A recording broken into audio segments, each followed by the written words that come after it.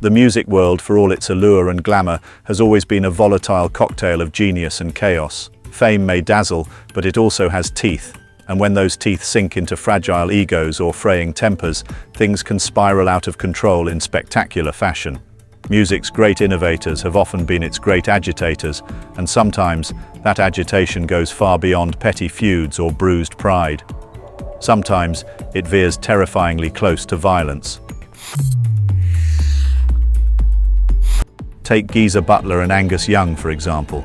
This wasn't just a spat between peers, it was a clash of two completely different energies. And I went out to the front door and there was a skinhead with this like big long gown on.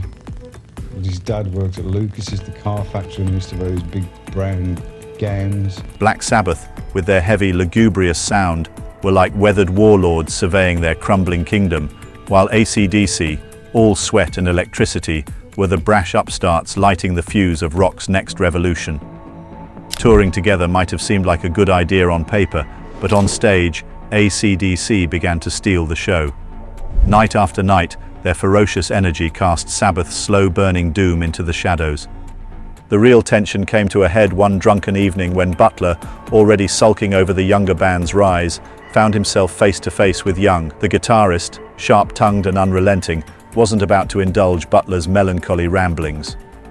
Fueled by alcohol and festering resentment, Butler snapped, whipping out a flick knife and lunging toward Young. It was the kind of moment that could have ended with headlines far darker than "Tour tensions boil over." Fortunately, the ever-unpredictable Ozzy Osbourne intervened, diffusing the situation in his uniquely chaotic way. One has to wonder, though, what would the rock landscape look like if Ozzy hadn't been in the right place at the right time?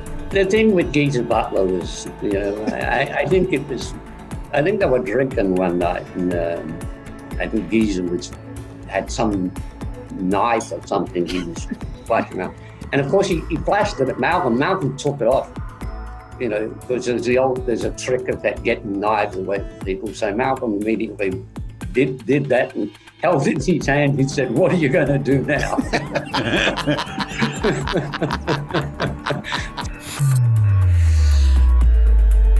Sabbath's penchant for recklessness didn't end there.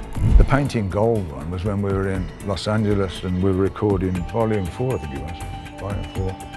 And we rented a house in Bel Air of John DuPont, who was the famous DuPont products, the paints and lighters and all that rubbish.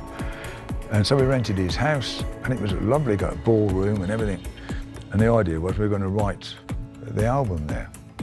So we had all the gear set up in by the pool, in this room by the swimming pool. And we'd go rummaging around the garage, and there's all these paints in there. There's spray paints and lacquers and God knows what else. If anything, their treatment of drummer Bill Ward takes the prize for sheer absurdity. Ward wasn't just the band's drummer, he was their punching bag, their unwitting target for every ill-conceived prank. But even by their standards, covering him head to toe in gold paint was a step too far. It wasn't harmless mischief. The paint, containing toxic chemicals, began to seep into Ward's skin, triggering convulsions that sent the band into a panic. An ambulance was called, the paramedics delivered a scathing rebuke, and Ward, now stripped of the paint but sporting a violent rash, was lucky to escape with his life. What's most shocking is how casually the band treated the incident afterward. Tony Iommi's recollection of the events has the tone of a man recalling a particularly lively party rather than a near-death experience. Oh, great. And so one night, Bill Ward, he got absolutely pissed as a parrot. I mean, he was drunk. So he got back to the house and he couldn't get his clothes. So he got his clothes off and he's like, and for some silly reason, we had an idea of spraying him gold. We got these spray can paints and sprayed him gold and everywhere. And then got this lacquer and lacquered him, clear lacquer. And it was laughing at first. Then he got really violently sick. And, oh God, what's happening now? And he would like this. I thought, bloody hell. So I had to phone 911, and they said, "What is it?" I said, "It's emergency. Can we have an ambulance?" And I said to him, "Well, what's wrong with him?" "Well, he's painted gold." I mean, They went, what? We painted him gold and he's throwing up. Ward, for his part, seemed to take it in stride, though you have to wonder how many grudges were buried beneath his silence.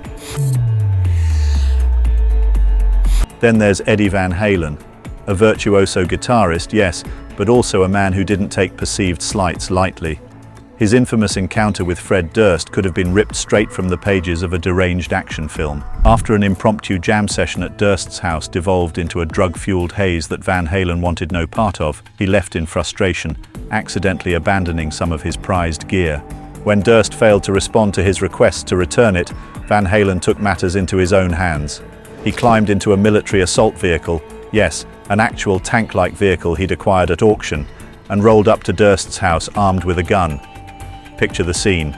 A rock legend in full battle mode, banging on the door and demanding his guitars back. It's absurd, almost cartoonish, but also chilling. For all the outlandishness of his actions, the underlying threat was real. Thankfully, Durst complied, handing over the gear and averting what could have been a disastrous confrontation. What does the future hold for Kramer? Do you guys have a notion of where it's going or where it's headed? Or? There's no end. I'm serious. I mean, you know, we're dipping into guitar synthesizer stuff, everything, you know, you name it. Spectre basses. You know, we're starting to make shoes. See? See these? Kramer shoes. If we're talking dangerous confrontations, though, Phil Spector might well be the reigning champion. Spector's reputation as a producer was matched only by his reputation for unbridled volatility.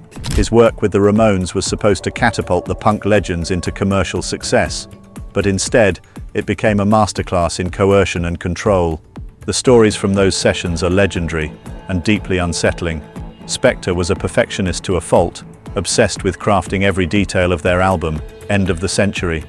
But when the band's famously raw energy clashed with his obsessive production style, things took a dark turn. Dee Dee Ramone's account of being held at gunpoint by Spector is chilling.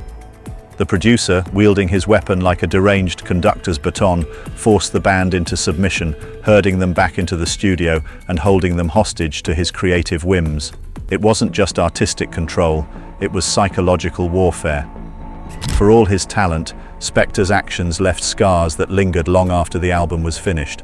He wasn't the most friendly guy I've ever met. He tried to be friends, but then he had a guns on him, and he wouldn't let me out of his house for a couple days, and you know, he wouldn't let. And then if he said, if you want to play his pinball machine, he'd let you play it for a minute, and then he'd say, okay, everybody to another room. And then there's Nina Simone, a force of nature, unyielding and unapologetic. While her conflicts weren't born of creative differences but systemic exploitation, they were no less explosive. Simone was a woman who fought for everything: her music, her voice, her dignity. So when her record label executives shortchanged her, she responded in the most visceral way imaginable. She stormed into a meeting, gun in hand, and made it clear she wouldn't leave until she got what she was owed. It's easy to romanticize that moment, to see it as a dramatic gesture of defiance against an industry that so often exploits its artists. But the reality was far more raw. Simone wasn't posturing or playing the role of the wronged artist. She was furious, desperate, and unrelentingly human. Her gunshot wasn't just a warning, it was a statement, a punctuation mark on a lifetime of frustration. In her mind, she wasn't the villain, she was justice incarnate. Music industry, Yes, racketeers you've talked about. For God's sakes, they don't pay me. I still have 60 albums being pirated in England right now. Nobody's actually paying you for these? No. I have a great lawyer from San Francisco, and he goes after as many pirates as he can, but he can't catch them all. These stories, for all their madness, speak to the fragile humanity of the artists we idolize. Beneath the stage lights and studio gloss are people teetering on the edge, their brilliance often inseparable from their chaos. For every hit single or iconic album, there's a story of rage, despair, or raw survival that remains untold. And while these moments might horrify or amuse us in hindsight, they're a stark reminder that the price of greatness is often paid in blood, sweat, and a little too much collateral damage.